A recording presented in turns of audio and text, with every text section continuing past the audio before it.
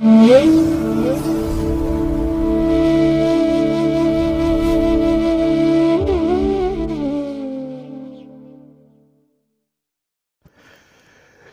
ಮಹಾಗಣಪತಿಯೇ ನಮಃ. ಶ್ರೀ ಗುರುಭ್ಯೋ ನಮಃ. ಹರಿ ಓಂ. ಸಿರಿಗನ್ನಡ ಸುದ್ದಿವಾಹಿನಿಯ ಸದಭಿಮಾನದ ಸಹೃದಯ ವೀಕ್ಷಕ ಮಹಾಶಯರೇ, ತಮಗೆಲ್ಲರಿಗೂ ಕೂಡ ಸಿರಿಗನ್ನಡ ಸುದ್ದಿವಾಹಿನಿಗೆ ಸ್ವಾಗತ. ದಯಾಮಯನಾದಂಥ ಭಗವಂತನ ಅನುಗ್ರಹ ತಮ್ಮೆಲ್ಲರಿಗೆ ಪ್ರಾಪ್ತಿಯಾಗಲಿ, ತಮ್ಮೆಲ್ಲರ ಜೀವನ ಆರೋಗ್ಯದಾಯಕವಾಗಿರಲಿ, ಸಂತೃಪ್ತಿದಾಯಕವಾಗಿರಲಿ ಎಂದು ಭಗವಂತನಲ್ಲಿ ಪ್ರಾರ್ಥನೆಯನ್ನು ಮಾಡ್ತಾ ಈ ದಿನದ ವಿಶೇಷ ಕಾರ್ಯಕ್ರಮವನ್ನು ನೋಡೋಣ. ಹಾಗೆ ದ್ವಾದಶ ರಾಶಿಯವರ ಗೋಚಾರ ಫಲಗಳು ಹೇಗಿವೆ ಅನ್ನೋದನ್ನು ಕೂಡ ತಿಳಿಯೋಣ ಬನ್ನಿ. ವೀಕ್ಷಕರೇ, ಈ ದಿನ ತಮ್ಮ ಹುಟ್ಟುಹಬ್ಬವನ್ನು ಆಚರಿಸ್ಕೊಳ್ತಾ ಇರುವಂಥ ತಮಗೆಲ್ಲರಿಗೂ ಕೂಡ ಹುಟ್ಟುಹಬ್ಬದ ಶುಭಾಶಯಗಳು. ಹಾಗೆ ಈ ದಿನಾಂಕದಂದು ವಿವಾಹವಾಗಿರುವಂಥ ದಂಪತಿಗಳಿಗೂ ಕೂಡ ವಿವಾಹ ವಾರ್ಷಿಕೋತ್ಸವದ ಶುಭಾಶಯಗಳನ್ನು ಹೇಳ್ತಾ ಭಗವಂತ ತಮಗೆಲ್ಲರಿಗೂ ಕೂಡ ಸಕಲ ಸನ್ಮಂಗಳಗಳನ್ನು ಕರುಣಿಸಲಿ ಅಂತ ಹೇಳಿ ಸಿರಿಗನ್ನಡ ಸುದ್ದಿವಾಹಿನಿಯ ಪರವಾಗಿ ಪ್ರಾರ್ಥಿಸುತ್ತೇನೆ. ಪ್ರೀತಿಯ ವೀಕ್ಷಕ ಬಂಧುಗಳೇ, ಈ ದಿನ 2023 ಮಾರ್ಚ್ ತಿಂಗಳ 3ನೇ ತಾರೀಕು ಭಾರ್ಗವ ವಾಸರ ಅಂದರೆ ಶುಕ್ರವಾರ. ಈ ಶುಕ್ರವಾರದ ನಿತ್ಯ ಪಂಚಾಂಗ ಫಲ ಹೇಗಿದೆ ನೋಡೋಣ ಬನ್ನಿ. ಶ್ರೀ ಶುಭಕೃತು ನಾಮ ಸಂವತ್ಸರೆ, ಉತ್ತರಾಯಣೆ, ಶಿಶಿರ ಋತು, ಫಾಲ್ಗುಣ ಮಾಸ, ಶುಕ್ಲ ಪಕ್ಷದ ಏಕಾದಶಿಯ ತಿಥಿ ಈ ದಿನ ಬೆಳಿಗ್ಗೆ 9:37 ಇರಲಿದೆ. ನಂತರ ದ್ವಾದಶಿಯ ತಿಥಿ ಆರಂಭ ಆಗುತ್ತೆ. ಈ ದಿನದ ನಕ್ಷತ್ರ ಪುನರ್ವಸು ನಕ್ಷತ್ರ. ಈ ದಿನ ಸೂರ್ಯೋದಯ ಆಗುವಂಥ ಸಮಯ ಪ್ರಾತಃ ಕಾಲ 6:38, ಸೂರ್ಯಾಸ್ತ ಸಂಜೆ 6:28. ಈ ದಿನದ ಕರ್ಣ ಪೂರ್ವಕರ್ಣ ಭದ್ರ ಅಥವಾ ವಿಷ್ಟಿ. ಇದು ಈ ದಿನ ಬೆಳಿಗ್ಗೆ 9:14 ಇರಲಿದೆ. ನಂತರ ಉತ್ತರ ಕರ್ಣ ಭವ ಆರಂಭ ಆಗುತ್ತೆ. ಈ ದಿನದ ಯೋಗ ಸೌಭಾಗ್ಯ ಯೋಗ. ದಿಕ್ಷೂಲೆ ಪಶ್ಚಿಮ ದಿಕ್ಕು. ಈ ದಿನ ಸೂರ್ಯ ಇರುವಂಥ ರಾಶಿ ಕುಂಭ, ಚಂದ್ರ ಇರುವಂಥ ರಾಶಿ ಮಿಥುನ. ಹಾಗೆ ಈ ದಿನ ರಾಹುಕಾಲ ಇರುವಂಥ ಸಮಯ ಈ ದಿನ ಬೆಳಿಗ್ಗೆ 11:09 12:37. ಗುಳಿಕ ಕಾಲ ಈ ದಿನ ಬೆಳಿಗ್ಗೆ 8:12 ಬೆಳಿಗ್ಗೆ 9:40. ಹಾಗೆ ಯಮಗಂಡ ಕಾಲ ಈ ದಿನ ಅಪರಾಹ್ನ 3:34 5:03 ಇರಲಿದೆ.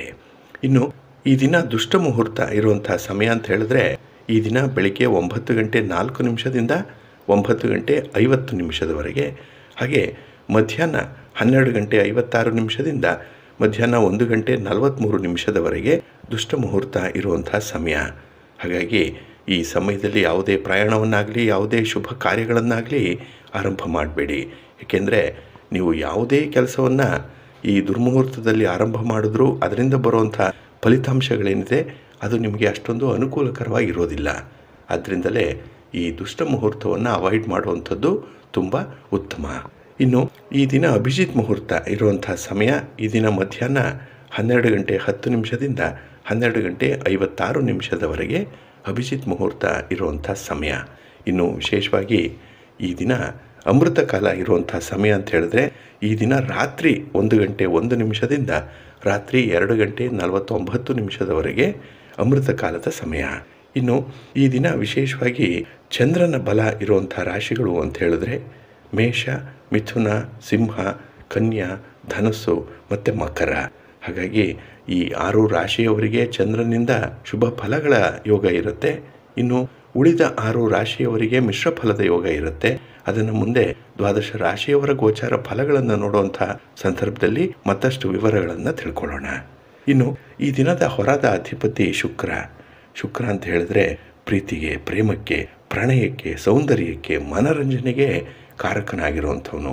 ಹಾಗಾಗಿನೇ ಈ ಶುಕ್ರವಾರದ ದಿನ ಪ್ರಣಯಕ್ಕೆ ಹಾಗೆ ಮನರಂಜನೆಗೆ ಅಂದರೆ ಮನಸ್ಸಿಗೆ ರಂಜಿಸುವಂಥ ವಿಚಾರಗಳು, ಮನಸ್ಸಿಗೆ ಸಮಾಧಾನ ತರುವಂಥದ್ದು, ಖುಷಿ ಕೊಡುವಂಥ ವಿಚಾರಗಳು ಹೆಚ್ಚು ಘಟಿಸುವಂಥದ್ದಿದೆ.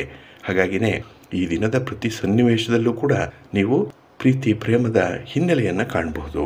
ಹಾಗೆ ಈ ಶುಕ್ರವಾರದ ದಿನದಲ್ಲಿ ವಾಹನ, ಗೃಹ, ಹಾಗೆ ಕೆಲವು ಆಡಂಬರದ ವಸ್ತುಗಳು, ಇನ್ನು ಸೌಕರ್ಯ, ಸೌಂದರ್ಯ ಈ ವಿಚಾರಗಳಿಗೆ ಕಾರಕನಾಗುವಂಥವನು ಶುಕ್ರ. ಹಾಗಾಗಿನೇ ಈ ದಿನದಲ್ಲಿ ನಿಮ್ಮ ಪ್ರಯತ್ನಗಳೇನಾದರೂ ಮನೆ ವಿಚಾರದಲ್ಲಿ ಅಥವಾ ವಾಹನ ವಿಚಾರದಲ್ಲಿ ಏನಾದರೂ ಇದ್ರೂ ಕೂಡ ಅದನ್ನು ಪ್ರಯತ್ನ ಮಾಡಿ, ಖಂಡಿತ ನಿಮಗೆ ಅನುಕೂಲಕರವಾದಂತಹ ಫಲಿತಾಂಶಗಳು ಸಿಕ್ಕತ್ತೆ. ಹಾಗಾಗಿನೇ ಶುಕ್ರವಾರದ ದಿನ ಕೆಲವರು ಹೇಳ್ತಾರಲ್ಲ, ಶುಕ್ರ ದೆಸೆ ಬಂತು ಅಂತ ಹೇಳಿ. ಹಾಗಾಗಿ ಪ್ರತಿಯೊಂದು ವಿಚಾರದಲ್ಲೂ ಕೂಡ ನಿಮಗೆ ಸಂತೋಷ ಅನ್ನುವಂಥದ್ದು ಸಿಕ್ಕತ್ತೆ, ತೃಪ್ತಿ ಇರುತ್ತೆ ಈ ದಿನದಲ್ಲಿ. ಹಾಗೆ ಈ ಶುಕ್ರವಾರ ಇರುವಂತಹ ಗುರುಹೋರದ ಸಮಯ ಅಂತ ಹೇಳಿದ್ರೆ, ಈ ದಿನ ಬೆಳಿಗ್ಗೆ 10:32 11:31 ಹಾಗೆ ಸಂಜೆ 5:28 6:28 ಇನ್ನು ರಾತ್ರಿ 12:31 ರಾತ್ರಿ 1:31 ಗುರುಹೋರ ಇರುವಂಥ ಸಮಯ. ಇನ್ನು ಈ ದಿನ ವಿಶೇಷವಾಗಿ ಶನಿ ಹೋರ ಇರುವಂಥ ಸಮಯ ತುಂಬ ಫೇವರಬಲ್ ಆಗಿರುತ್ತೆ. ಅದರಲ್ಲೂ ಕಬ್ಬಿಣ ಮತ್ತು ಕಲ್ಲಿನ ವ್ಯಾಪಾರಿಗಳಿಗೆ ವ್ಯಾಪಾರ ಚೆನ್ನಾಗಿರುತ್ತೆ. ನಿಮ್ಮ ವ್ಯವಹಾರಗಳು ತುಂಬ ಸಮಾಧಾನವನ್ನು ತರುತ್ತೆ ಈ ದಿನ.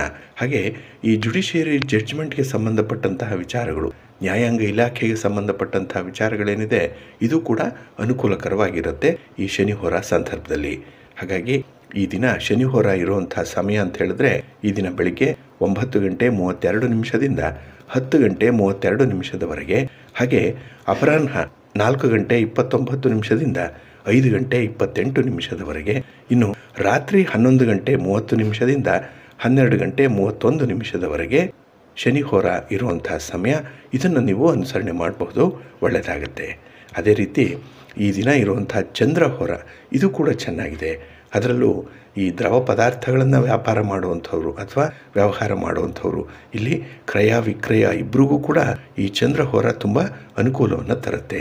ಇಲ್ಲಿ ದ್ರವ ಪದಾರ್ಥಗಳು ಅಂತ ಹೇಳಿದ್ರೆ ಹಾಲು, ನೀರು, ಎಣ್ಣೆ, ಪೆಟ್ರೋಲಿಯಂ, ಕೆಮಿಕಲ್ಸ್, ಈ ರೀತಿ ಯಾವುದೇ ರೀತಿಯ ಈ ಲಿಕ್ವಿಡ್ ಫಾರ್ಮ್ನಲ್ಲಿರುವಂಥ ವಸ್ತುಗಳನ್ನು ಮಾರಾಟ ಮಾಡುವಂಥವ್ರಿಗೆ ಅಥವಾ ವಸ್ತುಗಳನ್ನು ಕೊಂಡುಕೊಳ್ಳುವಂಥವ್ರಿಗೆ ಈ ಚಂದ್ರ ಹೋರ ಉತ್ತಮವಾದಂಥ ಫಲಗಳನ್ನು ಕೊಡುತ್ತೆ, ಅನುಕೂಲ ಇರುತ್ತೆ. ಹಾಗಾಗಿ ಈ ದಿನ ಚಂದ್ರ ಹೋರ ಇರುವಂಥ ಸಮಯ ಬೆಳಿಗ್ಗೆ 8:33 ಬೆಳಿಗ್ಗೆ 9:32 ಇನ್ನು ಅಪರಾಹ್ನ 3:29 4:29 ಹಾಗೆ ರಾತ್ರಿ 10:30 ರಾತ್ರಿ 11:30 ಚಂದ್ರಹೋರ ಇರುವಂಥ ಸಮಯ. ಇದನ್ನು ಕೂಡ ನೀವು ಅನುಸರಣೆ ಮಾಡಬಹುದು, ಈ ವ್ಯಾಪಾರಸ್ಥರು ಅಥವಾ ಈ ವಸ್ತುಗಳನ್ನು ಕೊಂಡುಕೊಳ್ಳುವಂಥವ್ರು. ಇನ್ನು ಈ ದಿನ ಇರುವಂತಹ ರವಿ ಹೋರ, ಇದು ಅಷ್ಟಾಗಿ ಚೆನ್ನಾಗಿಲ್ಲ, ಅನ್ಫೇವರಬಲ್ ಆಗಿ ಇರುವಂಥದ್ದು. ಅದರಲ್ಲೂ ರಾಜಕಾರಣಿಗಳು ಈ ರವಿ ಹೋರಾದಲ್ಲಿ ಯಾವುದೇ ಕೆಲಸವನ್ನು ಈ ದಿನ ಮಾಡಬೇಡಿ, ತಟಸ್ಥವಾಗಿರುವಂಥದ್ದು ಬಹಳ ಉತ್ತಮ. ಇನ್ನು ಸರ್ಕಾರಿ ಕಚೇರಿಗಳಿಗೆ ಸಂಬಂಧಪಟ್ಟಂಥ ವಿಚಾರಗಳು ಏನೇ ಇದ್ದರೂ ಕೂಡ ಈ ರವಿ ಹೋರಾದಲ್ಲಿ ಪ್ರಯತ್ನ ಮಾಡಬೇಡಿ. ಇನ್ನು ಸರ್ಕಾರದಿಂದ ಆಗಬೇಕಾಗಿರುವಂಥ ಬಿಲ್ಲುಗಳ ಬಗ್ಗೆ ಆಗಲಿ, ವೇತನದ ಬಗ್ಗೆ ಆಗಲಿ, ಈ ದಿನದ ರವಿ ಹೋರಾದಲ್ಲಿ ಏನನ್ನು ಕೂಡ ಮಾಡಬೇಡಿ, ತಟಸ್ಥವಾಗಿರುವಂಥದ್ದು ಬಹಳ ಉತ್ತಮ. ಹಾಗಾಗಿ ಈ ದಿನ ರವಿ ಹೋರ ಇರುವಂಥ ಸಮಯ ಬೆಳಿಗ್ಗೆ 5:33 6:34 ಇನ್ನು ಮಧ್ಯಾಹ್ನ 12:31 1:30 ಹಾಗೆ ರಾತ್ರಿ 7:28 ರಾತ್ರಿ 8:29 ರವಿ ಹೋರ ಇರುವಂಥ ಸಮಯ. ಇದನ್ನು ನೀವು ಸ್ವಲ್ಪ ಅವಾಯ್ಡ್ ಮಾಡಬೇಕು. ಹಾಗಾಗಿ ವೀಕ್ಷಕ ಬಂಧುಗಳೇ, ನಿಮ್ಮ ಕೆಲಸ ಕಾರ್ಯಗಳನ್ನು ಉತ್ತಮವಾದಂತಹ ಸಮಯದಲ್ಲಿ ಆರಂಭ ಮಾಡಿ, ಉತ್ತಮವಾದಂಥ ಫಲಿತಾಂಶಗಳು ನಿಮಗೆ ಸಿಕ್ಕತ್ತೆ. ಅದಕ್ಕಾಗಿಯೇ ಈ ಮುಹೂರ್ತ ಅನ್ನುವಂಥದ್ದು ಬಹಳ ಮುಖ್ಯವಾಗಿ ನಾವು ಪರಿಗಣಿಸಬೇಕಾಗಿರುವಂಥದ್ದು. ನೋಡಿ, ಯಾವುದೇ ಶುಭ ಕಾರ್ಯಗಳನ್ನು ಮಾಡಿದ್ರೂ ಕೂಡ ಒಳ್ಳೆಯ ಮುಹೂರ್ತವನ್ನು ನೋಡ್ತೇವೆ. ಆ ಮುಹೂರ್ತಕ್ಕೆ ಅನುಗುಣವಾಗಿ ಕಾರ್ಯಗಳು ನಡೆಯುತ್ತೆ. ಇದನ್ನು ನಮ್ಮ ಹಿರಿಯರು, ಋಷಿ ಮುನಿಗಳು ಕಂಡುಕೊಂಡಂಥ ಒಂದು ಸತ್ಯ ಇದು. ಹಾಗಾಗಿನೇ ಪಂಚಾಂಗದಲ್ಲಿ ಬರುವಂಥ ವಿಚಾರಗಳೇನಿದೆ ಅದನ್ನು ಅನುಸರಣೆ ಮಾಡಬೇಕು. ಅದಕ್ಕಾಗಿಯೇ ಪ್ರತಿನಿತ್ಯ ಸಿರಿಗನ್ನಡ ಸುದ್ದಿವಾಹಿನಿ ಪ್ರಸಾರ ಮಾಡುವಂಥ ಈ ಪಂಚಾಂಗದ ವಿವರಗಳನ್ನು ಕೇಳಿಸ್ಕೊಳ್ಳಿ. ಇದರಲ್ಲಿ ನಿಮಗೆ ಬೇಕಾದಂತಹ ಕೆಲವು ಅಂಶಗಳು ಸಿಗ್ಬೋದು, ಅದನ್ನು ಅನುಸರಣೆ ಮಾಡಿ. ಹಾಗಾಗಿ ಒಳ್ಳೆಯ ಮುಹೂರ್ತ, ಒಳ್ಳೆಯ ಹೊರ, ಅಂದರೆ ಕೆಲವು ಹೊರದಲ್ಲಿ ಕೆಲಸಗಳು ಆಗಬೇಕು, ಕೆಲವು ಹೊರದಲ್ಲಿ ಕೆಲಸಗಳನ್ನು ಮಾಡಬಾರ್ದು. ಹಾಗಾಗಿನೇ ಈ ಹೊರ ಫೇವರಬಲ್ ಆಗೂ ಇರುತ್ತೆ, ಕೆಲವು ಹೊರಗಳು ಅನ್ಫೇವರಬಲ್ ಆಗೂ ಇರುತ್ತೆ. ಹಾಗಾಗಿನೇ ಈ ಎರಡನ್ನೂ ಕೂಡ ನೀವು ತುಲನೆ ಮಾಡಿ ಯಾವ ಕೆಲಸ ಯಾವ ಹೊರದಲ್ಲಿ ಆಗಬೇಕು ಅನ್ನೋಂಥದ್ದನ್ನು ನೀವೇ ತೀರ್ಮಾನ ಮಾಡಿ ಆ ಕೆಲಸವನ್ನು ಆರಂಭ ಮಾಡಿಕೊಳ್ಳಿ. ನಿಮ್ಮ ಕೆಲಸಗಳು ಯಶಸ್ವಿಯಾಗುತ್ತೆ, ಹಾಗೆ ನಿಮ್ಮ ಶ್ರಮ ಕೂಡ ಸಾರ್ಥಕ ಆಗುತ್ತೆ. ಇದೊಂದನ್ನು ನೀವು ಪ್ರತಿನಿತ್ಯ ಪರಿಪಾಲನೆ ಮಾಡಿ. ನಮ್ಮ ಎಷ್ಟೋ ವೀಕ್ಷಕ ಬಂಧುಗಳು ಈ ವಿಚಾರವನ್ನು ನಮಗೆ ತಿಳಿಸ್ತಾ ಇದ್ದಾರೆ, ಕಮೆಂಟ್ ಮೂಲಕ ಹೇಳ್ತಾ ಇದ್ದಾರೆ. ಅಂದರೆ ನಾವು ಹೇಳುವಂಥ ವಿಚಾರಗಳೇನಿದೆ ಅಥವಾ ನಾವು ಕೊಡುವಂತಹ ಸುಳಿವುಗಳೇನಿದೆ ಅದನ್ನು ಅನುಸರಣೆ ಮಾಡಿ ಕೆಲಸಗಳನ್ನು ಆರಂಭ ಮಾಡಿದ್ದೇವೆ, ಕೆಲಸ ಚೆನ್ನಾಗಿ ನಡೀತಾ ಇದೆ, ಮನಸ್ಸಿಗೆ ಸಮಾಧಾನ ಇದೆ ಅನ್ನುವಂಥ ಅಭಿಪ್ರಾಯವನ್ನು ವ್ಯಕ್ತಪಡಿಸ್ತಾ ಇದ್ದಾರೆ. ಇದು ಅವರವರು ಮಾಡಿರುವಂಥ ಪ್ರಯತ್ನ. ಅದರಲ್ಲೂ ಅಂತಹ ಸಮಯದಲ್ಲಿ ಮಾಡಿರುವಂಥ ಕೆಲಸಗಳೇನಿದೆ, ಪ್ರಯತ್ನಗಳೇನಿದೆ, ಅದು ಒಳ್ಳೆಯ ಫಲವನ್ನೇ ಅವರಿಗೆ ತಂದುಕೊಟ್ಟಿದೆ. ಹಾಗಾಗಿನೇ ಇಂಥ ವಿಚಾರಗಳು ಕೂಡ ನಿಮ್ಮ ಗಮನಕ್ಕೆ ಬರಲಿ, ಅದನ್ನು ಕೂಡ ಅನುಸರಣೆ ಮಾಡ್ತಾ ಇರಿ, ಯಾವುದನ್ನು ಕೂಡ ಕಡೆಗಣಿಸಬೇಡಿ. ನಮ್ಮ ಹಿರಿಯರು ಮಾಡಿರುವಂಥ ಒಂದೊಂದು ಅಂಶದಲ್ಲೂ ಕೂಡ ಅಥವಾ ಒಂದೊಂದು ವಿಚಾರದಲ್ಲೂ ಕೂಡ ಬಹಳ ಅಗಾಧವಾದಂಥ ವಿಜ್ಞಾನ ಅಡಗಿದೆ, ಜ್ಞಾನ ಇದೆ ಅದರಲ್ಲಿ. ಅದನ್ನು ನಾವು ಅನುಸರಣೆ ಮಾಡಿದ್ರೆ ಖಂಡಿತ ಒಳ್ಳೆಯ ಫಲ ಸಿಕ್ಕತ್ತೆ. ಆ ರೀತಿಯ ಫಲಗಳು ನಿಮಗೆ ಸಿಕ್ಕಲಿ ಅಂತ ಹೇಳಿ ಹಾರೈಸ್ತಾ, ಇನ್ನು ಈ ದಿನ ಇರುವಂಥ ಏಕಾದಶಿ, ಇದನ್ನು ಅಮಲಕ್ಕಿ ಏಕಾದಶಿ ಅಂತ ಹೇಳಿ ಕರೀತಾರೆ. ಇಲ್ಲಿ ಅಮಲಕ್ಕಿ ಅಂತ ಹೇಳಿದ್ರೆ ನೆಲ್ಲಿಕಾಯಿ. ಈ ನೆಲ್ಲಿ ಹೇಗೆ ಆರೋಗ್ಯವರ್ಧಕವೋ ಹಾಗಾಗಿನೇ ಈ ದಿನದ ಏಕಾದಶಿಯನ್ನು ಅನುಸರಣೆ ಮಾಡುವಂಥವ್ರಿಗೆ ಆರೋಗ್ಯ ಪ್ರಾಪ್ತಿಯಾಗುತ್ತೆ. ಹಾಗಾಗಿನೇ ಈ ದಿನದಲ್ಲಿ ಇರುವಂಥ ಏಕಾದಶಿ ಅಮಲಕ್ಕಿ ಏಕಾದಶಿ ಅಂಥೇಳಿ. ಇನ್ನು ದ್ವಾದಶಿ ಬರುವಂಥ ತಿಥಿ ಏನಿದೆ, ಇದನ್ನು ಗೋವಿಂದ ದ್ವಾದಶಿ ಅಂತ ಹೇಳಿ ಕರೀತಾರೆ. ಏಕೆಂದರೆ ಇಡೀ ಫಾಲ್ಗುಣ ಮಾಸವೇ ಗೋವಿಂದನಿಗೆ ಸಮರ್ಪಣೆ ಆಗುವಂಥದ್ದು, ವಿಷ್ಣುವಿನ ಮಾಸ. ಹಾಗಾಗಿ ವಿಷ್ಣುವನ್ನು ಗೋವಿಂದ ಅನ್ನುವಂಥ ಒಂದು ನಾಮದಿಂದ ಸ್ಮರಣೆ ಮಾಡಿಕೊಳ್ಬೇಕು ಅಂತ ಹೇಳ್ತಾರೆ. ಹಾಗಾಗಿ ನೀವು ಯಾವುದೇ ಕೆಲಸವನ್ನು ಮಾಡಿ, ದಾನ ಧರ್ಮಾದಿ ಕಾರ್ಯಗಳನ್ನು ಒಳಗೊಂಡಂತೆ ಆ ಕೆಲಸಗಳೇನಿದೆ ಅದು ಗೋವಿಂದನಿಗೆ ಸಮರ್ಪಣೆ ಮಾಡಿ.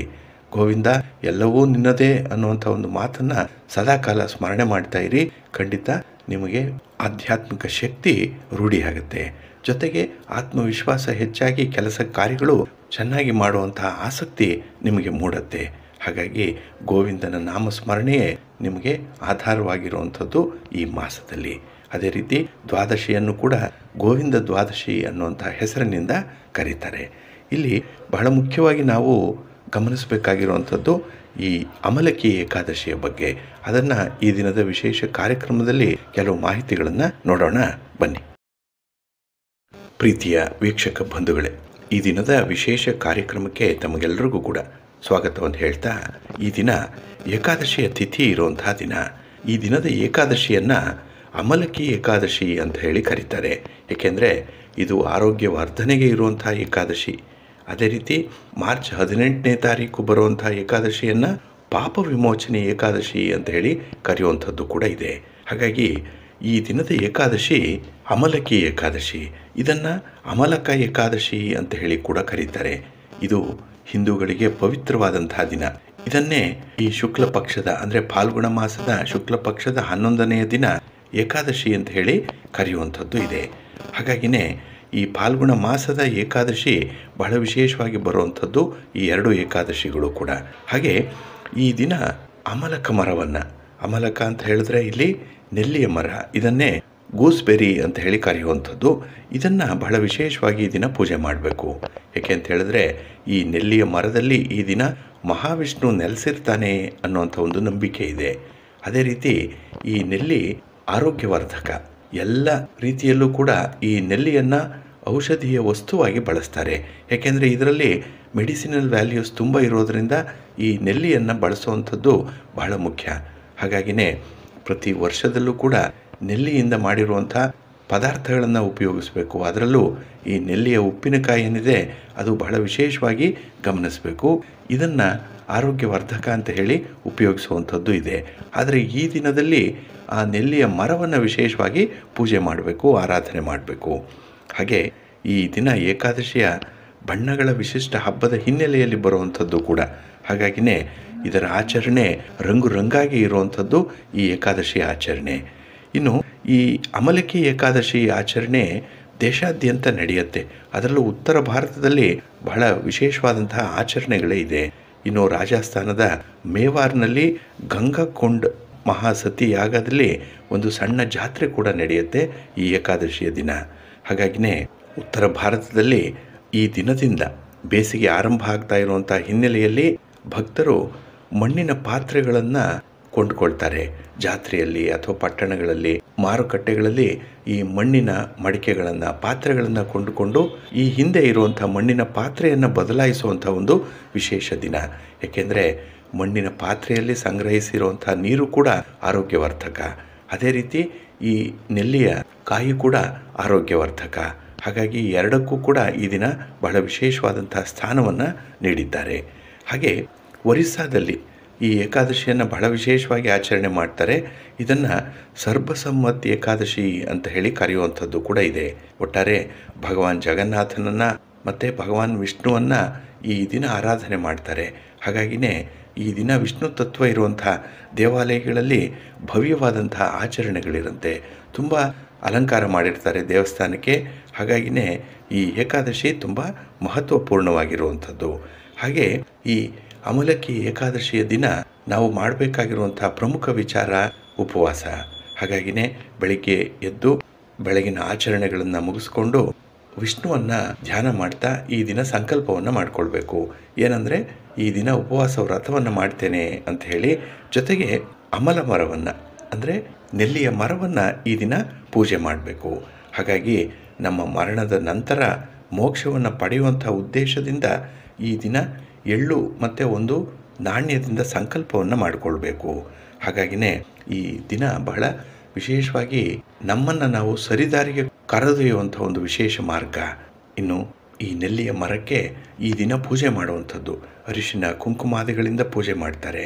ಹಾಗೆ ಪವಿತ್ರವಾದಂತಹ ಶ್ರೀಗಂಧದನ್ನು ಅರ್ಪಣೆ ಮಾಡುವಂಥದ್ದು, ನೀರನ್ನು ಈ ದಿನ ಈ ನೆಲ್ಲಿಯ ಮರಕ್ಕೆ ಅಥವಾ ನೆಲ್ಲಿಯ ಗಿಡಕ್ಕೆ ಹಾಕುವಂಥದ್ದು, ಇನ್ನು ಸುಗಂಧ ದ್ರವ್ಯಗಳಿಂದ ಈ ಗಿಡಕ್ಕೆ ಪ್ರೋಕ್ಷಣೆಯನ್ನು ಮಾಡುವಂಥದ್ದು, ಹಾಗೆ ನಾನಾ ವಿಧದ ಹೂಗಳಿಂದ ಕೂಡ ಇದನ್ನು ಅಲಂಕಾರ ಮಾಡ್ತಾರೆ ಅಮಲಕ್ಕಿ ಮರವನ್ನು.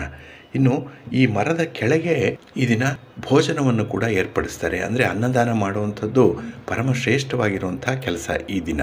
ಹಾಗಾಗಿನೇ ಈ ದಿನ ಮಹಾವಿಷ್ಣುವಿನ ಹೆಸರಿನಲ್ಲಿ ಅನ್ನದಾನವನ್ನು ಮಾಡುವಂಥದ್ದು ಇದೆ. ಈಗ ಕೆಲವರು ಧಾತ್ರಿ ಹವನವನ್ನು ಮಾಡುವಂಥದ್ದು ಇದೆ, ಧಾತ್ರಿ ಹೋಮ ಅಂತ ಹೇಳಿ ಕರೆಯುವಂಥದ್ದು.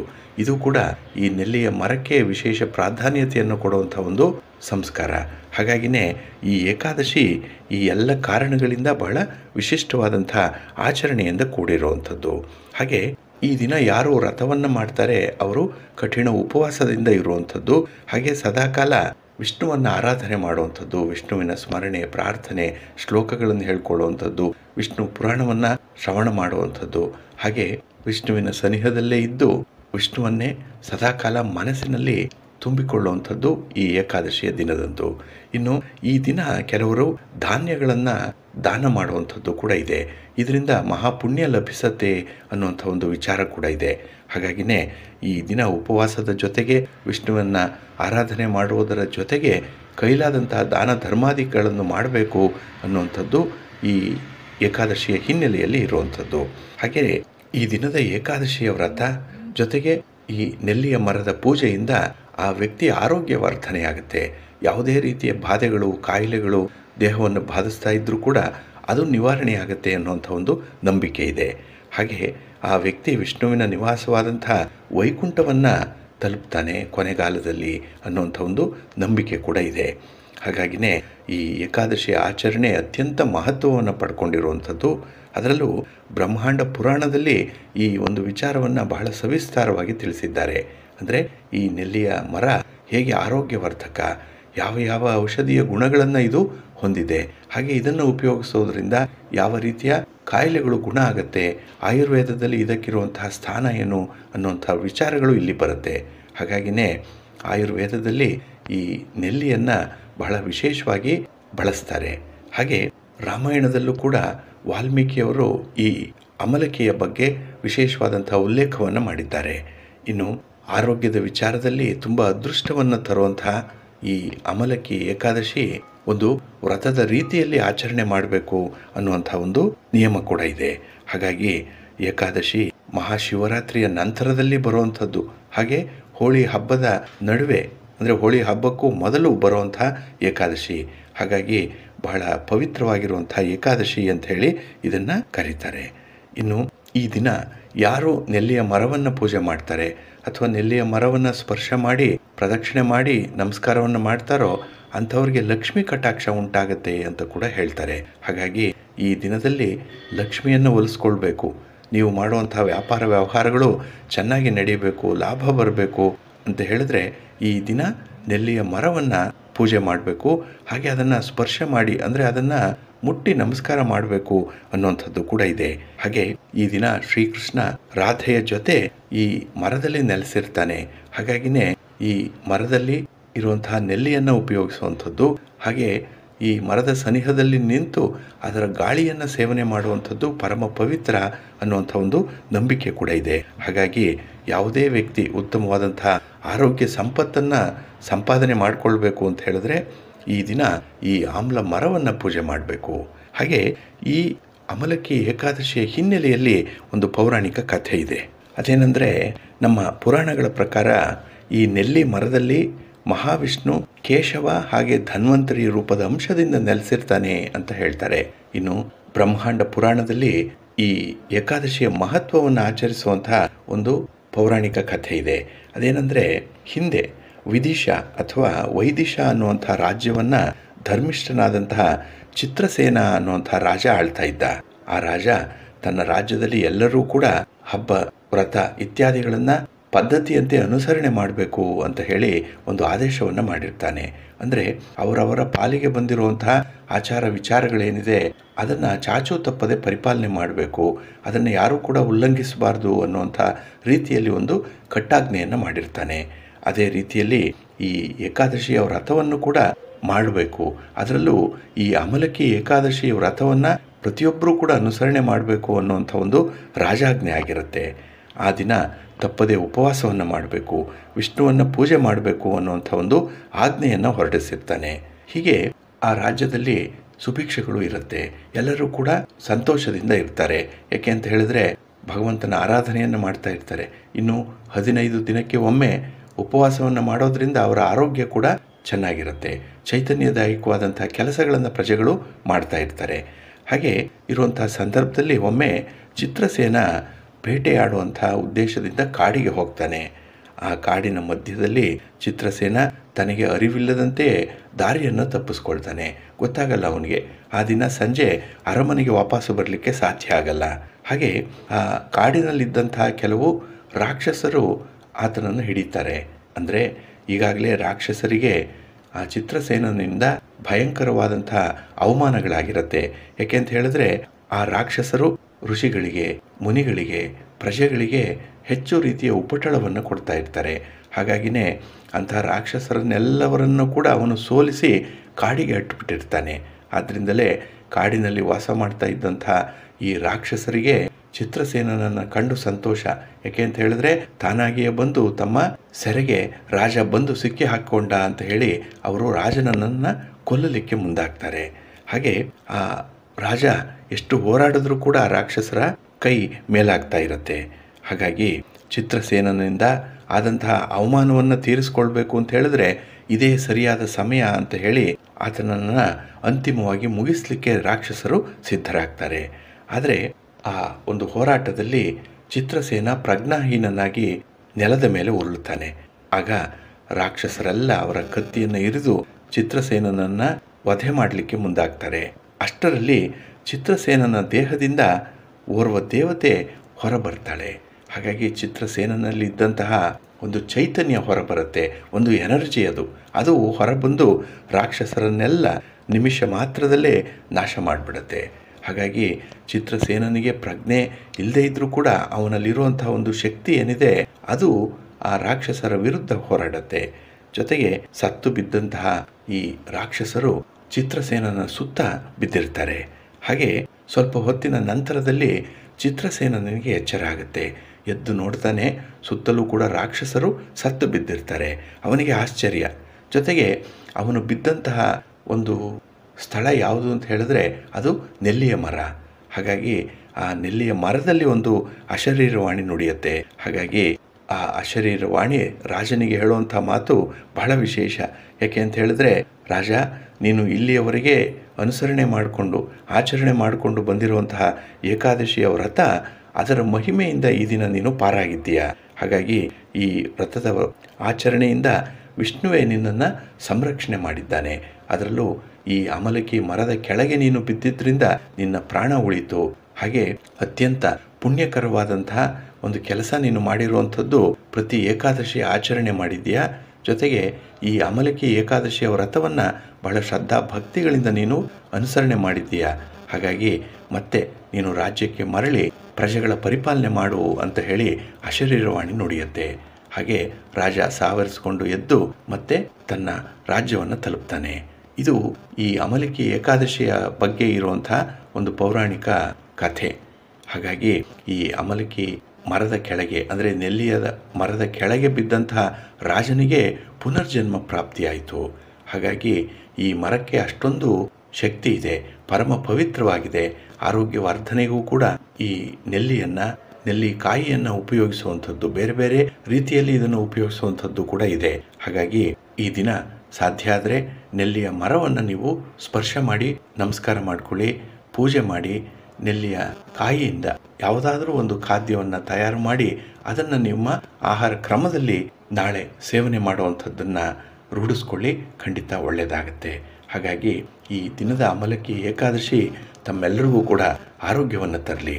ಹಾಗೆ ಯಾವುದೇ ರೀತಿಯ ಗುಣಪಡಿಸಲಾಗದಂಥ ಕಾಯಿಲೆಗಳಿದ್ರೂ ಕೂಡ ಅದರಿಂದ ಸ್ವಲ್ಪ ಉಪಶಮನ ಸಿಕ್ಕಲಿ, ಒಟ್ಟಾರೆ ಮನಸ್ಸಿಗೆ ನೆಮ್ಮದಿ ಸಿಕ್ಕಲಿ ಅಂತ ಹೇಳಿ ಭಗವಾನ್ ವಿಷ್ಣುವನ್ನು ಪ್ರಾರ್ಥನೆ ಮಾಡೋಣ.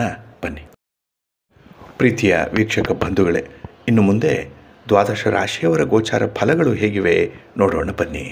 ಮೊದಲಿಗೆ ಮೇಷರಾಶಿ. ಮೇಷರಾಶಿಯವರಿಗೆ ಈ ದಿನ ಅಲ್ಪ ಸ್ವಲ್ಪ ಅನುಕೂಲತೆಗಳು ಉಂಟಾಗುವಂಥ ದಿನ. ಹಾಗಾಗಿ ನಿಮ್ಮ ಸಂಕಲ್ಪದಂತೆ ಈ ದಿನ ಕೆಲಸಗಳನ್ನು ಮಾಡಿದ್ರೆ, ಅಂದರೆ ಅಂದುಕೊಂಡಂತಹ ಕೆಲಸಗಳನ್ನು ಬದಲಾವಣೆ ಇಲ್ಲದೆ ಮಾಡಿದ್ರೆ ಒಳ್ಳೆಯ ಫಲಿತಾಂಶ ಇದೆ. ಆದರೆ ಈ ದಿನ ನೀವು ಯೋಜನೆ ಮಾಡುವಂಥದ್ದು ಒಂದು, ಆದರೆ ಕಾರ್ಯರೂಪಕ್ಕೆ ತರುವಂಥದ್ದು ಇನ್ನೊಂದು. ಹಠಾತ್ತಾಗಿ ನಿಮ್ಮ ಒಂದು ನಿರ್ಧಾರವನ್ನು ಬದಲಾವಣೆ ಮಾಡಿಬಿಡ್ತೀರಿ. ಇದರಿಂದ ಗುರಿ ತಲುಪಲಿಕ್ಕೆ ಕಷ್ಟ ಆಗುತ್ತೆ. ಹಾಗಾಗಿ ಈ ದಿನ ಮೊದಲೇ ಒಂದು ಸಂಕಲ್ಪ ಮಾಡಿಕೊಳ್ಳಿ, ಯಾವ ಕೆಲಸ ಆಗಬೇಕು, ಯಾವುದನ್ನು ಮುಂದೂಡಬೇಕು ಅನ್ನುವಂಥದ್ದು, ಇದು ಬಹಳ ಮುಖ್ಯ. ಹಾಗೆ ಕೆಲಸದ ಆಯ್ಕೆ ಕೂಡ ಪ್ರಿಯಾರಿಟೈಸ್ ಮಾಡಿಕೊಳ್ಳುವಂಥದ್ದು ಕೂಡ ಈ ದಿನ ಅಗತ್ಯವಾಗಿ ಆಗಬೇಕಾಗಿರುವಂಥ ವಿಚಾರ. ಇನ್ನು ಈ ದಿನ ಉದ್ಯೋಗ ಕ್ಷೇತ್ರದಲ್ಲಿ ನಿಮ್ಮ ಮೇಲಧಿಕಾರಿಗಳಿಂದ ಒಳ್ಳೆಯ ಸಲಹೆ ಸಿಕ್ಕತ್ತೆ, ಅವರಿಂದ ಒಂದು ರೀತಿಯಲ್ಲಿ ಸಪೋರ್ಟ್ ಚೆನ್ನಾಗಿ ಸಿಕ್ಕತ್ತೆ. ಇದರಿಂದ ಕೆಲಸಗಳು ತುಂಬ ಯಶಸ್ವಿಯಾಗತ್ತೆ ನಿಮಗೆ. ಹಾಗೆ ಈ ದಿನ ನಿಮ್ಮ ಉಳಿತಾಯದ ಹಣವನ್ನು ಒಳ್ಳೆಯ ಕಾರ್ಯಕ್ಕೆ ಉಪಯೋಗಿಸುವಂಥದ್ದು ಅಥವಾ ಯಾವುದೇ ಒಂದು ಸ್ಥಿರಾಸ್ತಿ ಖರೀದಿಯ ಬಗ್ಗೆ ಈ ದಿನ ಮನಸ್ಸು ಮಾಡುವಂಥದ್ದು ಕೂಡ ಇದೆ. ಒಟ್ಟಾರೆ ಒಂದು ಚರ್ಚೆ ನಡೆಯುತ್ತೆ ಈ ದಿನ ಈ ಆಸ್ತಿ ವಿಚಾರವಾಗಿ. ಇದು ಮುಂದೆ ನಿಮಗೆ ಅನುಕೂಲವನ್ನು ತರುವಂಥದ್ದು. ಹಾಗೆ ಮಾನಸಿಕ ಶಾಂತಿಯನ್ನು ಪಡೆಯುವಂಥ ವಿಚಾರದಲ್ಲೂ ಕೂಡ ಈ ದಿನ ನಿಮ್ಮ ಆಲೋಚನೆಗಳಿರುತ್ತೆ.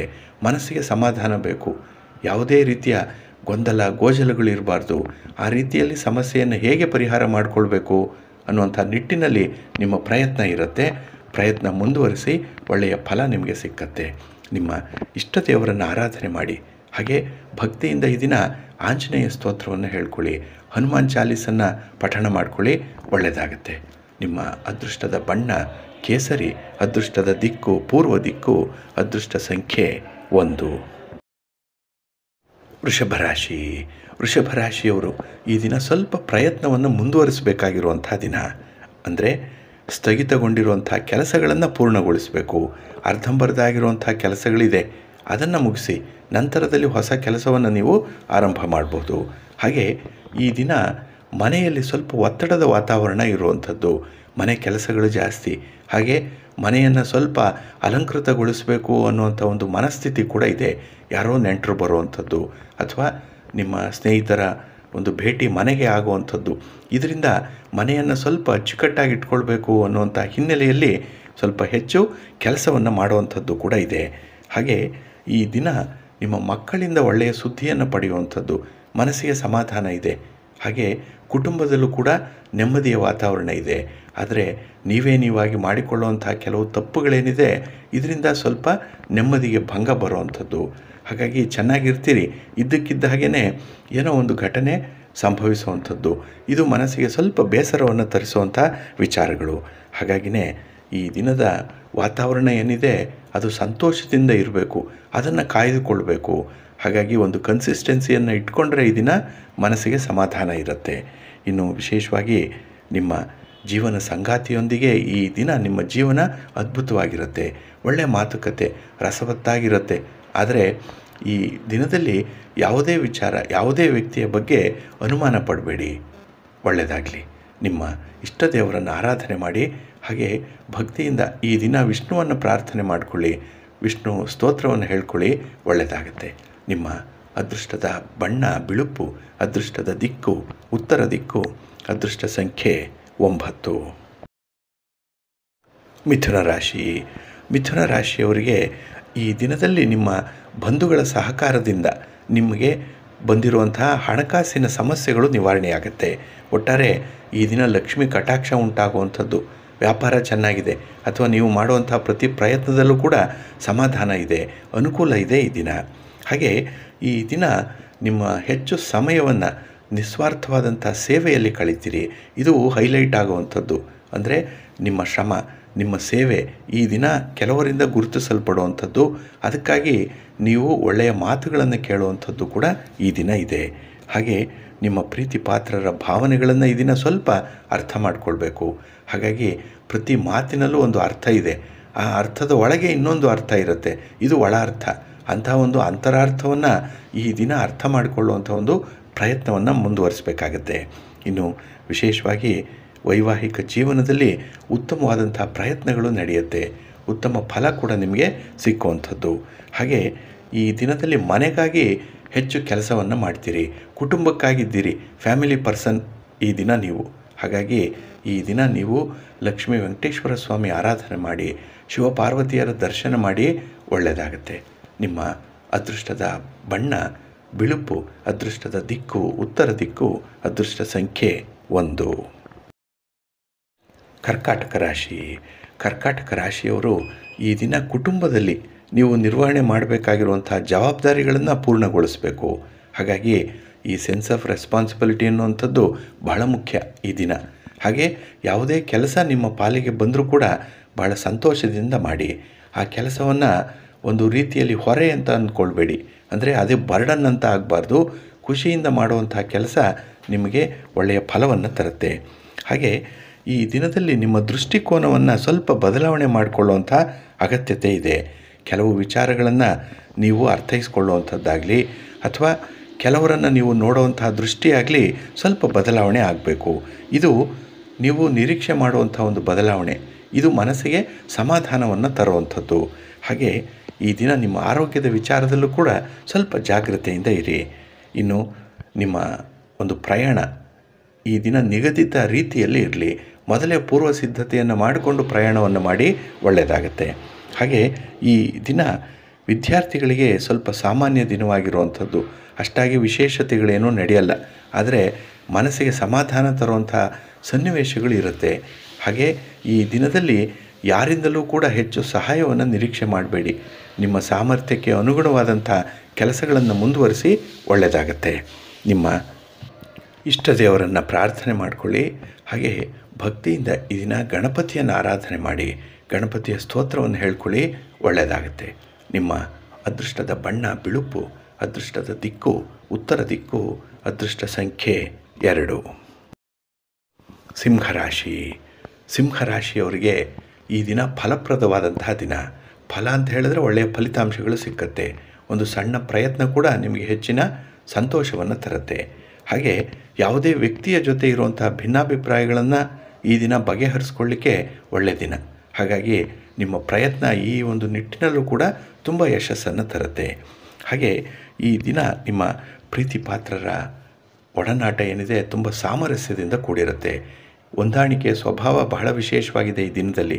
ಹಾಗಾಗಿ ಯಾವುದೂ ಇರಲಿ, ಯಾವುದೇ ಸೌಲಭ್ಯಗಳು ಬರಲಿ ಬರದೇ ಇರಲಿ, ಅದನ್ನು ಹೊಂದಾಣಿಕೆಯ ಮೇರೆಗೆ ಹೋಗೋದರಿಂದ ಮನಸ್ಸಿಗೆ ಸಮಾಧಾನ ಇದೆ. ಹಾಗೆ ಕೆಲವು ಕಾನೂನಿನ ವಿಚಾರಗಳು ಸ್ವಲ್ಪ ತೊಡಕಾಗುವಂಥದ್ದು ಇದೆ. ಹಾಗಾಗಿಯೇ ಈ ದಿನದಲ್ಲಿ ವಾಹನ ಓಡಿಸುವಂಥ ಸಂದರ್ಭ ಆಗಲಿ ಅಥವಾ ಈ ಸರ್ಕಾರ ನೇಮಿಸಿರುವಂತಹ ಕೆಲವು ವಿಚಾರಗಳು, ಕೆಲವು ಕಾನೂನುಗಳು, ವಿಧಿಗಳು, ಇದನ್ನು ನೀವು ಅನುಸರಣೆ ಮಾಡಬೇಕು. ಯಾವುದೇ ಕಾರಣಕ್ಕೂ ಉಲ್ಲಂಘನೆ ಮಾಡಬೇಡಿ. ಈ ದಿನ ಸ್ವಲ್ಪ ಎಚ್ಚರದಿಂದ ಇರಿ. ಇನ್ನು ವಿಶೇಷವಾಗಿ ಕೆಲವರಿಗೆ ಉದ್ಯೋಗ ಕ್ಷೇತ್ರದಲ್ಲಿ ಏರಿಳಿತಗಳು ಇರುವಂಥದ್ದು, ಅಂದರೆ ಕೆಲವೊಮ್ಮೆ ಸಂತೋಷ ಇದೆ, ಕೆಲವೊಮ್ಮೆ ಒತ್ತಡಗಳು ಬರುವಂಥದ್ದು ಇದೆ. ಆದರೆ ಎಲ್ಲವನ್ನು ಕೂಡ ನೀವು ಸರಿಸಮಾನವಾಗಿ ಸ್ವೀಕಾರ ಮಾಡಬೇಕು. ಹಾಗೆ ಈ ದಿನದಲ್ಲಿ ಸ್ತ್ರೀಯರ ವಿಚಾರದಲ್ಲಿ ಅವರ ಜೊತೆ ಮಾತುಕತೆ ಅಥವಾ ಯಾವುದೇ ವ್ಯವಹಾರಗಳು, ಇಂತಹ ಸಂದರ್ಭ ಏನಿದೆ ಸ್ವಲ್ಪ ಎಚ್ಚರಿಕೆಯಿಂದ ಮಾಡಿ. ಅವರಿಗೆ ನೀವು ಕೊಡಬೇಕಾದಂಥ ಗೌರವವನ್ನು ಸಮರ್ಪಣೆ ಮಾಡಿಬಿಡಿ, ಒಳ್ಳೆಯದಾಗತ್ತೆ. ನಿಮ್ಮ ಇಷ್ಟ ದೇವರನ್ನು ಆರಾಧನೆ ಮಾಡಿ. ಹಾಗೆ ಭಕ್ತಿಯಿಂದ ಈ ದಿನ ದುರ್ಗಾದೇವಿ ಸ್ತೋತ್ರವನ್ನು ಹೇಳ್ಕೊಳ್ಳಿ. ಅಮ್ಮನವರ ದರ್ಶನ ಮಾಡಿ, ಅಥವಾ ಗ್ರಾಮ ದೇವತೆಯ ದರ್ಶನ ಆದರೂ ಕೂಡ ನಿಮಗೆ ಈ ದಿನ ಒಳ್ಳೆಯ ಫಲಿತಾಂಶವನ್ನು ತರುತ್ತೆ. ನಿಮ್ಮ ಅದೃಷ್ಟದ ಬಣ್ಣ ಬಿಳುಪು, ಅದೃಷ್ಟದ ದಿಕ್ಕು ಪೂರ್ವ ದಿಕ್ಕು, ಅದೃಷ್ಟ ಸಂಖ್ಯೆ 1. ಕನ್ಯಾ ರಾಶಿ. ಕನ್ಯಾ ರಾಶಿಯವರಿಗೆ ಈ ದಿನ ಬಹಳ ವಿಶೇಷವಾದಂಥ ದಿನ. ಏಕೆಂತ ಹೇಳಿದ್ರೆ ನಿಮ್ಮ ಕನಸನ್ನು ನನಸು ಮಾಡಿಕೊಳ್ಳುವಂಥ ದಿನ. ಅದರಲ್ಲೂ ಈ ಕಚೇರಿ ಕೆಲಸದಲ್ಲಿ ಬಹಳಷ್ಟು ಜಯಶಾಲರಾಗ್ತೀರಿ. ಅಂದರೆ ನಿಮ್ಮ ಕೆಲಸ ಅಥವಾ ನೀವು ಮಾಡುವಂಥ ಕಾರ್ಯವೈಖರಿ ಎಲ್ಲರಿಗೂ ಇಷ್ಟ ಆಗುತ್ತೆ ಈ ದಿನ. ಹಾಗೆ ಇಂಥ ಕೆಲಸಗಳೇ ನಿಮ್ಮ ಮನಸ್ಸಿಗೆ ಸಂತೋಷವನ್ನು ತರುವಂಥದ್ದು. ಇನ್ನು ಕುಟುಂಬದಲ್ಲಿ ಎಲ್ಲರ ಜೊತೆ ಉತ್ತಮವಾದಂಥ ಸಂಬಂಧವನ್ನು ಹೊಂದುತ್ತೀರಿ. ಇದಕ್ಕೆ ಪ್ರಮುಖವಾಗಿರುವಂಥದ್ದು ನಿಮ್ಮ ಮಾತು. ಹಾಗಾಗಿ ಈ ಮಾತೇ ಎಷ್ಟೋ ಸಮಸ್ಯೆಗಳನ್ನು ಬಗೆಹರಿಸುತ್ತೆ.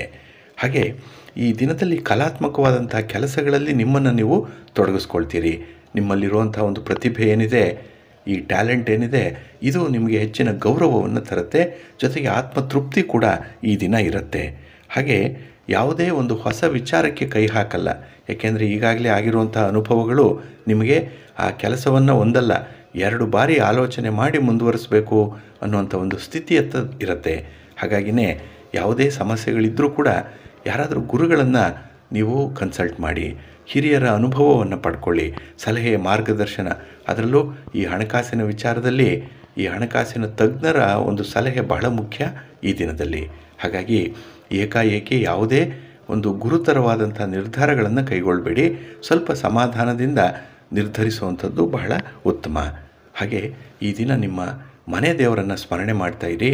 ಹಾಗೆ ಭಕ್ತಿಯಿಂದ ಈ ದಿನ ನೀವು ಆಂಜನೇಯ ಸ್ತೋತ್ರವನ್ನು ಹೇಳ್ಕೊಳ್ಳಿ, ಹನುಮಾನ್ ಚಾಲೀಸನ್ನು ಪಠಣ ಮಾಡ್ಕೊಳ್ಳಿ, ಒಳ್ಳೆಯದಾಗುತ್ತೆ.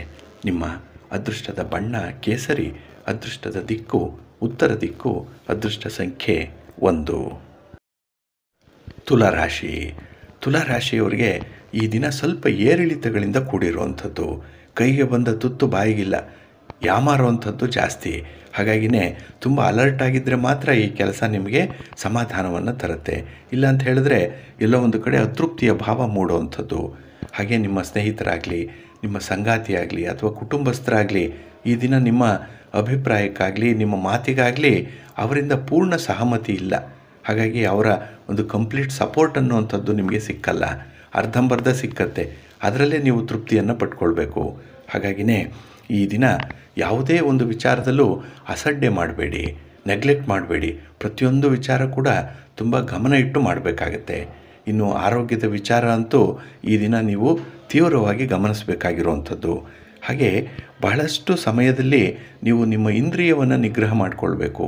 ಈ ಪಂಚೇಂದ್ರಿಯಗಳಿದೆಯಲ್ಲ, ಕಣ್ಣು, ಕಿವಿ, ಮೂಗು, ನಾಲಿಗೆ, ಚರ್ಮ, ಈ 5 ಈ ದಿನ ನೀವು ಬಂಧಿಸಿಟ್ಕೊಳ್ಬೇಕು.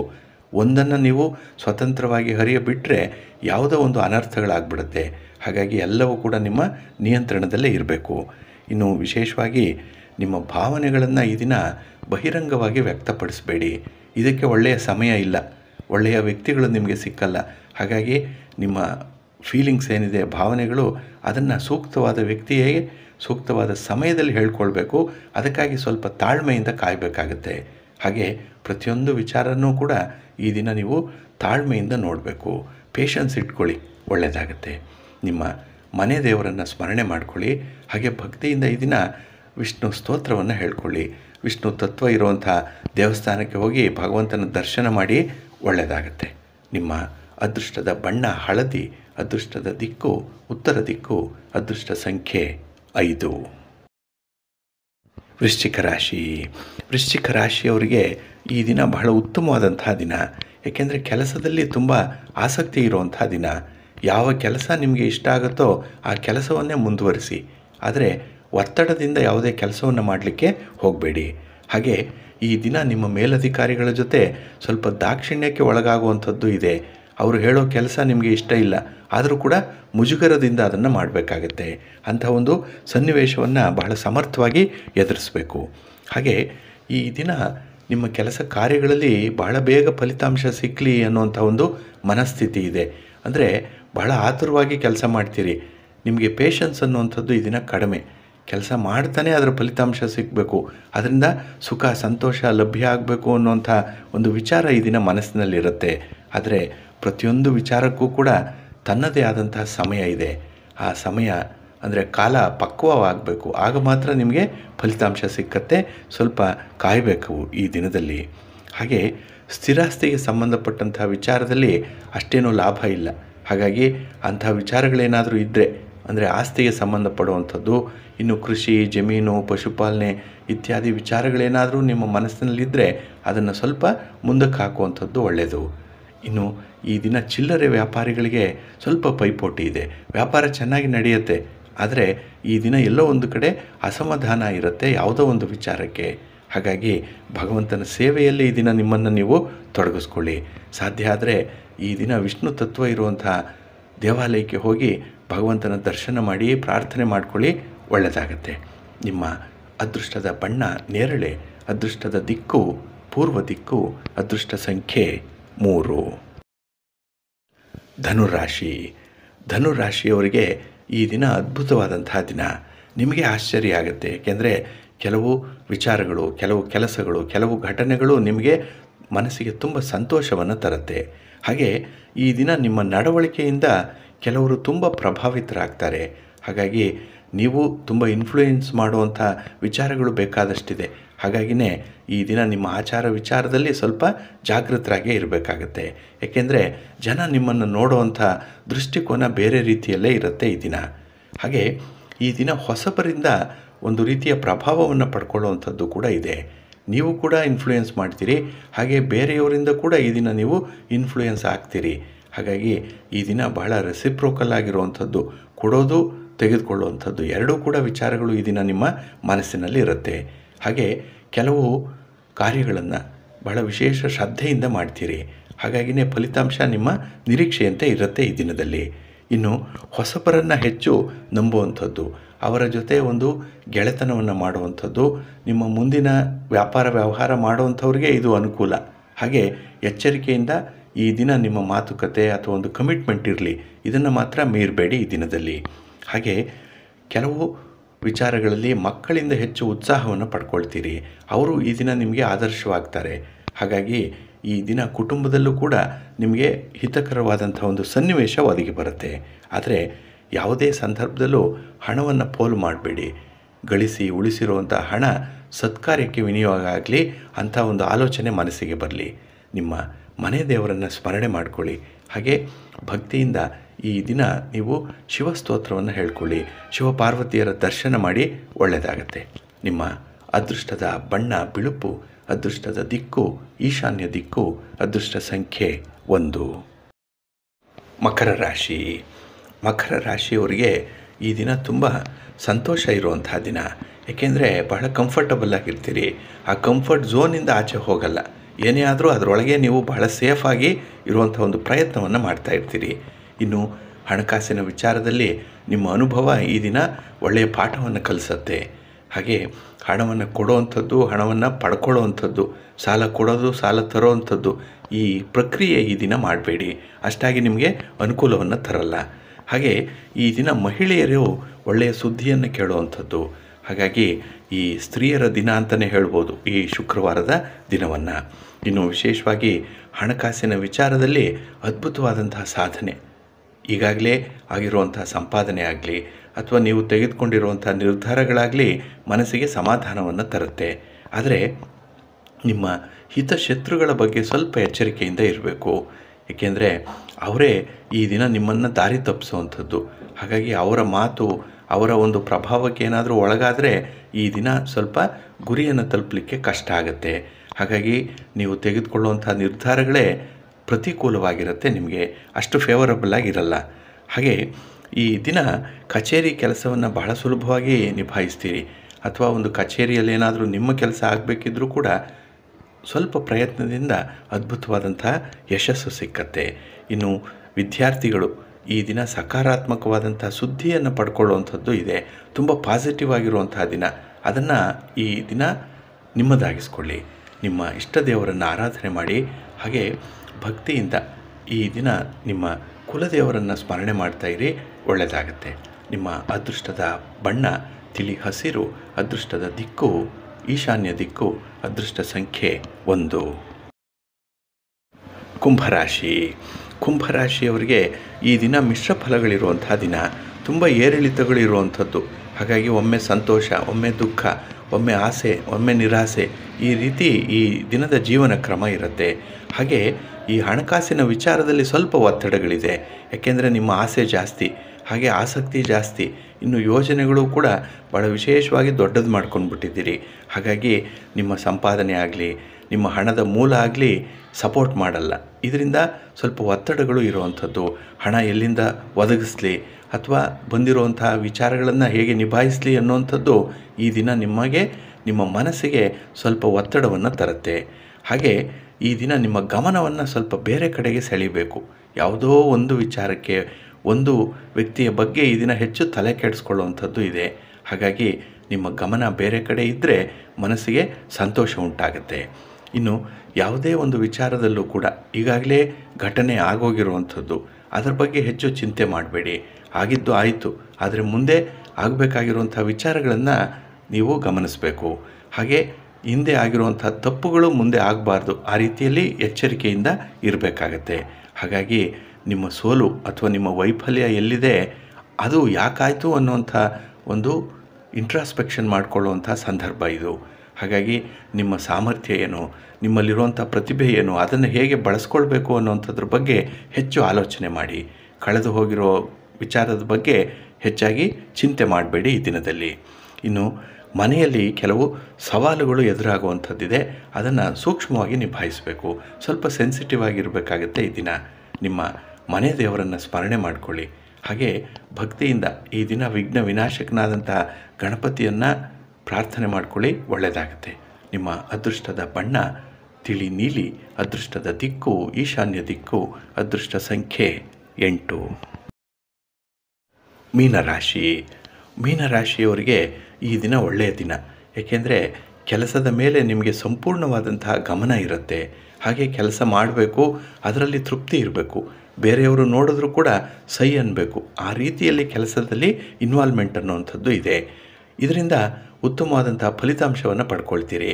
ಆದರೆ ಈ ಕೆಲಸ ಮಾಡುವಂತಹ ಸಂದರ್ಭದಲ್ಲಿ ಬೇರೆಯವರನ್ನು ಹೆಚ್ಚು ಅವಲಂಬನೆ ಮಾಡುವಂಥದ್ದು ಇದೆ, ಬೇರೆಯವರನ್ನು ಆಶ್ರಯಿಸ್ತೀರಿ. ಇದರಿಂದ ಸಕಾಲಕ್ಕೆ ಕೆಲಸಗಳು ಆಗದೇ ಇರ್ಬೋದು. ಇದು ಮನಸ್ಸಿಗೆ ಸ್ವಲ್ಪ ಬೇಸರವನ್ನು ತರಿಸುವಂಥ ವಿಚಾರ. ಹಾಗಾಗಿ ನಿಮ್ಮ ಶಕ್ತಿ ಸಾಮರ್ಥ್ಯಕ್ಕೆ ಅನುಗುಣವಾಗಿರುವಂಥ ಕೆಲಸಗಳನ್ನೇ ಆಯ್ಕೆ ಮಾಡಿಕೊಳ್ಳಿ ಈ ದಿನ. ಇನ್ನು ಸ್ಥಿರಾಸ್ತಿಗೆ ಸಂಬಂಧಪಟ್ಟಂಥ ವಿಚಾರಗಳಲ್ಲಿ ಯಾವುದೇ ತೀರ್ಮಾನವನ್ನು ಕೈಗೊಳ್ಳಬೇಡಿ. ಅಷ್ಟೊಂದು ಫೇವರಬಲ್ ಆಗಿಲ್ಲ. ನಿಮ್ಮ ತೀರ್ಮಾನ ಕೂಡ ಮುಂದೆ ಅಷ್ಟೊಂದು ಅನುಕೂಲವನ್ನು ತರಲ್ಲ. ಇನ್ನು ಯಾವುದೇ ಧಾರ್ಮಿಕ ಕಾರ್ಯಗಳಿಗೆ ಹಣ ಖರ್ಚಾಗುವಂಥದ್ದಿದೆ, ಮನಸ್ಫೂರ್ತಿ ಮಾಡಿ.